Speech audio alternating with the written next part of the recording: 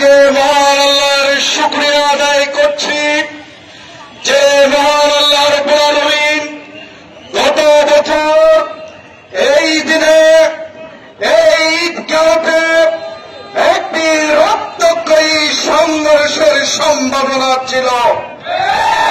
সেই রক্তক্ষয়ী সংঘর্ষের মাঝখানে আমরা এসে দাঁড়িয়েছিলাম। আজকে কে জানত শেখ হাসিনা তার বাড়ি ইন্ডিয়াতে পলায়ন করবে? মহান আল্লাহ রাব্বুল আলামিন সেই স্বৈরাচারী ফ্যাসিবাদের দূষণ থেকে 18 কোটি জনগণকে মুক্তি দিয়েছে। এটাই আলহামদুলিল্লাহ।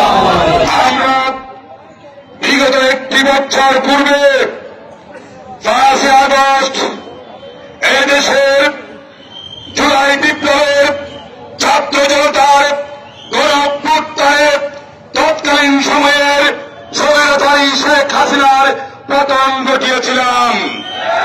আজকে আমরা বর্ষপূর্তি উদযাপন করছি।